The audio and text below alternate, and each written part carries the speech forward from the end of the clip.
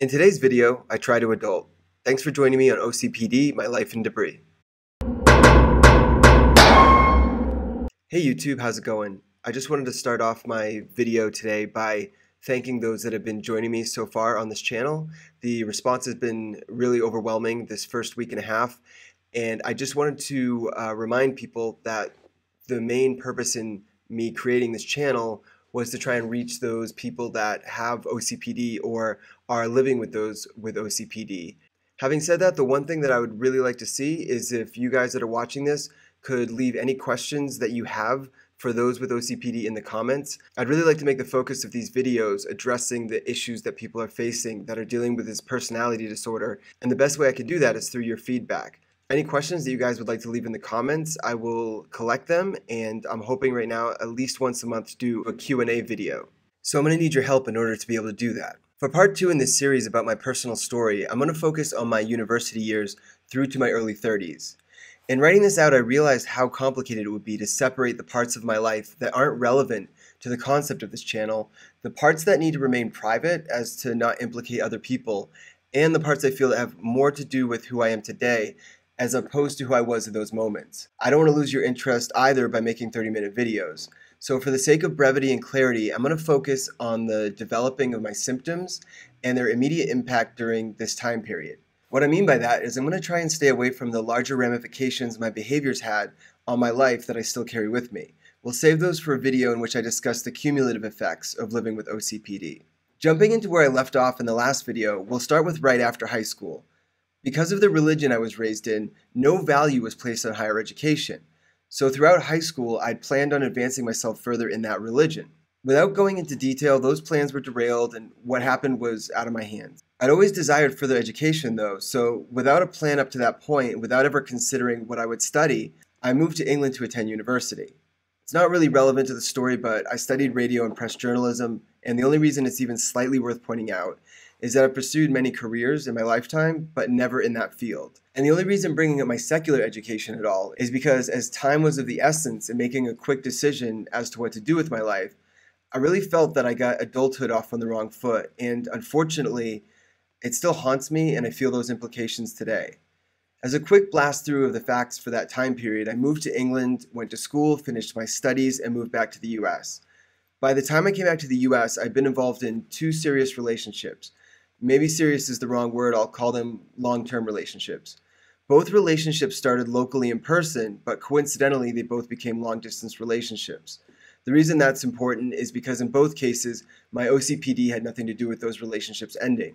I'll mention this at the outset as well. I have a long history of being cheated on by partners, and I'm not saying this in judgment of them, and I'm not proud of it, but I mention it because things are never simple or cut and dry. There's no doubt my OCPD caused an incredible amount of anxiety and depression throughout my lifetime, but there's also no reliable way to determine what percentage of anxiety and depression just came out of having bad interpersonal relationships in life. And I think it's important to mention that. I want to be as relatable as possible to those suffering with OCPD, and I want to be truthful with my stories so people can determine where they have things in common with me and where they don't. In regards to the cheating, however, I won't be labeling which partners were cheaters and which weren't in any of my videos. Based on my history, though, the odds aren't in any of their favors.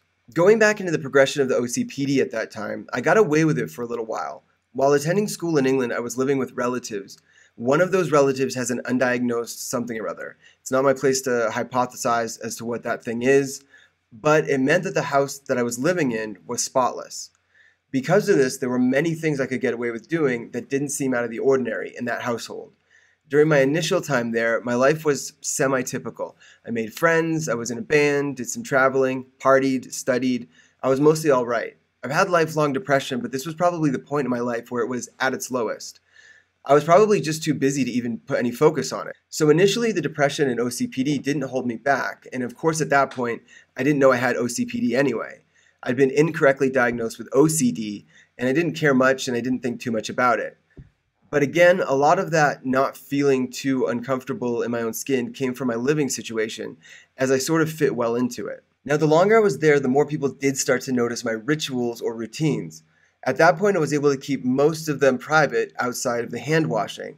But the hand washing for me was a result of a sort of fear of germs or oil or grease. But again, having OCPD and not OCD meant that to me, the behaviors felt right to me.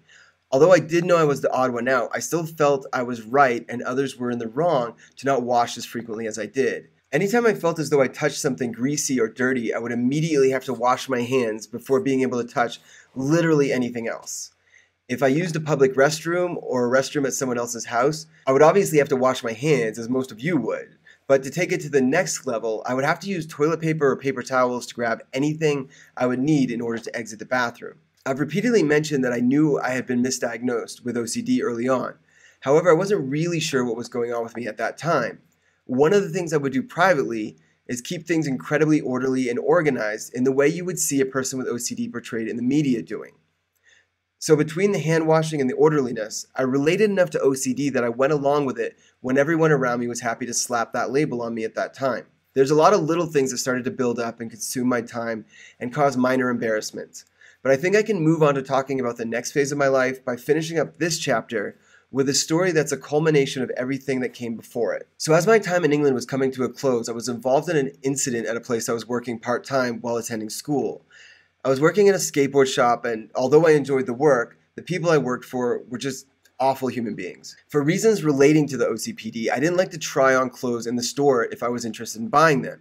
So I'd ask the manager if it was cool if I took stuff home, tried it on, and either brought it back or paid for it the next day. There was no problem, so I occasionally did that.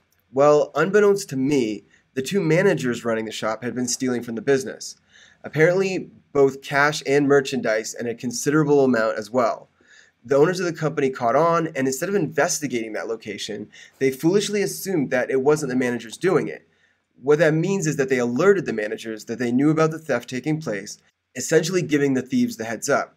I guess they must have decided to pin it on me. They had footage of me leaving the store with some bags and decided to use that in conjunction with what they did next. They'd asked me to take out the trash, and that wasn't something I usually did as part of my job. I had no desire to go out to the filthy back alley and touch the dumpster, so I went out the front and just disposed of the trash in some regular garbage bins. They sent the security footage to the owners and claimed the bags were full of merchandise. They then waited for a day that I grabbed an article of clothing to try on at home, knowing full well what the deal was, and then they called the police claiming it was a stolen article of clothing and had me arrested in front of all of my friends. Spending a night in jail as an indirect consequence of having OCPD was not a pleasant experience. Being humiliated in front of all your coworkers and losing your job due to a personality disorder is not a fun time. Nothing more came of it afterward, as I was able to corroborate my story with unseen security footage and the charges were dropped. But I was considering staying in England after graduation, and that experience prompted me to move back to the States. Now, I'm not excited about telling that story. I've just put it out there and I've shared something that was incredibly humiliating. But this is how serious I'm taking showing you exactly what this disorder is. Irrational doesn't even begin to explain it. So if that was bad, I'm about to jump into something much worse. I've been married twice and divorced twice. Now, if you're watching this and you know me, there's nothing I can do about you knowing the identities of those people that I'm going to be talking about. But for the majority of you watching that don't know me, I'm going to be very brief and to the point as to not make them the focus of the next part of the video. There were things done on both sides that led to the divorce in both situations, but this series is about OCPD. So we're going to shine the light on what I did wrong and how it ties into the personality disorder. For the first marriage and well into the second, remember, I was still unaware that I had OCPD. Depression, yes. Some form of OCD that I couldn't figure out or make sense of, yes. But nothing more as far as I was concerned. Also, this is a hard subject for me to talk about, not just because it's deeply personal, but also because I spent most of my life trying to forget my past. So a lot of the details are foggy. In the first marriage, I think there were signs early on. I had that rigidity that is such a staple of OCPD in so many areas of my life. I was hard to live with, incredibly high standards and wanting to do everything myself, from the cleaning to the organizing to the cooking to the shopping. She wasn't really allowed to do much if it was something that was going to affect me. Now, this is incredibly common in relationships where one partner has OCPD. The healthy partner feels manipulated and controlled, even though that isn't the mindset of the person afflicted with the disorder. They're just trying to make order where they see chaos, but everyone around them begins to become a casualty of that very unhealthy way of thinking. I'm just trying to do things to calm the mental anguish that I feel every minute of the day. The other person is just trying to stay out of the way as best as possible. I know eventually what happened is that my partner felt unloved and felt like my priorities were cleanliness and order, not them. Now, sadly, that wasn't true. In my first marriage, I actually thought we were becoming closer over time, when in fact the opposite was happening on her end. It wasn't my desire to end the marriage, but I was too ignorant back then to do anything about it. I knew things were wrong with me, but I didn't seek treatment at that time. And so I have to take responsibility on that end. For what I'm guessing were about the last 6 months, the signs really started presenting themselves. She was fed up, and after being together a long time, she knew what buttons to press.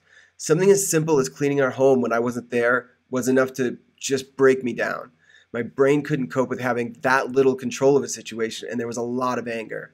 The more upset I got, the more I felt like those buttons were being pressed on purpose. There was a final incident that prompted the split, and I'm not going to go into the specifics, but the important details are that something bad happened and my partner wasn't honest with me about it.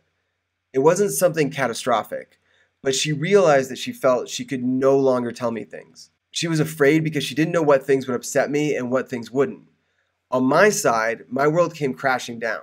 Not only was my world ending, but I realized that I could get so upset by little things that my partner didn't even feel like they could talk to me anymore. I'll cover this topic again with a few other stories that I think shine a light on the symptoms of OCPD, but that's the long and short of it with my first marriage. During the years between my first and second marriage, I was pretty lost. I was involved in at least one long-term relationship, and both of us had our issues, and I never really had to face mine during that time. The biggest problem, and this is the problem that persists down to this day, is that when in a relationship, the symptoms tend to manifest in a very strong way. The stress of being in a relationship, having an incredible amount of self-doubt and depression, and knowing something is wrong with you, but not knowing what it is, amplifies the symptoms times 1,000. The catch, though, is that once these relationships end, the symptoms can become milder, and as nobody but myself has to put up with them, there isn't an urgency to work on them. It becomes hard to identify which habits are symptoms and which habits are just personal preferences. Or at least that's been the case throughout much of my past. So in between the two marriages, I thought I did some growing, but I was about to find out that wasn't the case at all. The second marriage was shorter than the first, and things went wrong much faster. I'd like to give more details than I'm able to, but there was more than 2 people involved in my next family situation, and I don't think it would be right to disclose too much information. But what I can say is that there were things that set my OCPD skyrocketing the second time around that I didn't encounter with my first marriage. I desperately wanted the second marriage to work, but I could feel myself falling apart with the stress, the anger rising due to the resentment from someone not respecting my rituals and orderliness, and a runaway train of bitterness welling up that I had no control over. There was love, but there were also constant misunderstandings. Again, I'm not going to bear full responsibility, but the OCPD took its toll as usual. The difference this time around was that as I saw this marriage failing, I knew I wanted to take action. And it was at this point I found information on OCPD, and all the puzzle pieces started falling into place. I will talk about psychiatry and actual diagnosis some other time, but this was an incredible wake-up call as I now had information, a label, and an answer to the question, what the hell is wrong with me? It just so happens, though, that I found this information too late. The damage had been done yet again. I agreed to seek out treatment, but at the last minute, the decision was made that she didn't want to stick around while I tried to get better.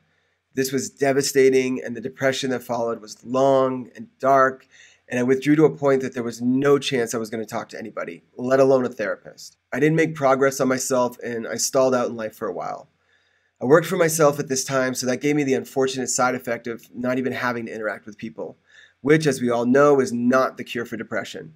On her side of the fence, I believe the thought process was that I'd been given the opportunity to fix myself on many occasions, and that no amount of effort on my part was ever really going to change me. She'd read the literature along with me and saw how poor the prognosis is. So marriage number 2 is now over, and I'm basically feeling like the most worthless person to ever walk this planet. So I just blasted through over a decade in just a few short paragraphs. Some of that had to do with being careful with details, and a lot had to do with the fact that I will be revisiting that time period in future videos. But as was the case with this video, I will be doing as much as I can to conceal information about anyone else involved in any of the stories I tell. There's 2 sides to every story, and I can only talk about how I think my OCPD negatively impacted others. They would have to tell you themselves in order for the details to be 100% accurate. I do feel a little guilty about glossing over so much of this information. with you guys, but I also know that I will be able to freely tell stories in the future without it being relevant to identify which wife or girlfriend or person I'm referring to. Each incident itself will take precedent over who actually was involved. The next and final video in this three-parter on myself is probably the most important video up to this point. It's going to bring us up to the present day, and it's going to cover the development of my anxiety disorder, how the OCPD evolved, and what prompted me to create this YouTube channel. As always, I hope you enjoyed this content or at least got something out of it. I'd love it if you guys could leave a comment or a question, and please hit that like button, and definitely please subscribe for a lot more future videos. I'll see you guys next time. Thanks.